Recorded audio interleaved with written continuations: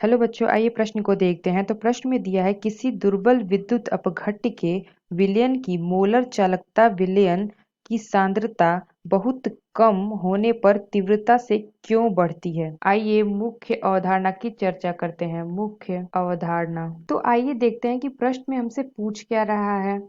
इस प्रश्न को समझते हैं। तो दुर्बल विद्युत अपघट्य के विलयन की मोलर चालकता विलयन की सांद्रता बहुत कम होने पर तीव्रता से क्यों बढ़ती है। यानी कि क्या कह रहा है कि मोलर चालकता तीव्रता से क्यों बढ़ती है जब हम सांद्रता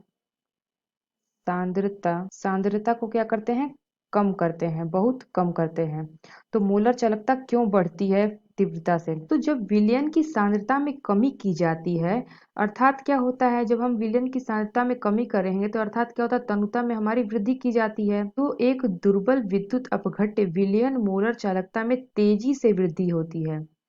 इसका कारण क्या है। इसका कारण है विद्युत अपघट्य के आयन में वृद्धि। जो विद्युत अपघट्य के आयन होते हैं उनके जो वृद्धि होती है, जैसे जैसे विलयन की तनुता में वृद्धि होती है, दुर्बल विद्युत अपघट्य के अधिकाधिक अणु जो होते हैं मुक्त आयनों में वियोजित होने लगते हैं। उनके जो आयन के अणु होते हैं वह एकाधिक क्या होते हैं, वियोजित होने लगते हैं और विलयन मोलर चालकता में वृद्धि होने लगती है। तो हमने क्या बताया कि जब हम विलयन की सांद्रता में कमी की जाती है, तो जब विलयन के सांद्रता में कमी की जाती है, तो जब विलयन की सांद्रता में कमी की जाती है तो यहाँ पे क्या होगा, अर्थात जो हमारा तनुता है, तनुता तो तनुता में वृद्धि की जाती है तो क्या होता है, तो दुर्बल विद्युत अपघट्य के विलयन की मोलर चालकता में तीव्रता से वृद्धि होती है। तो दुर्बल विद्युत अपघट्य के विलयन की मोलर चालकता में तीव्रता से वृद्धि होती है। तो इसका कारण क्या होता है,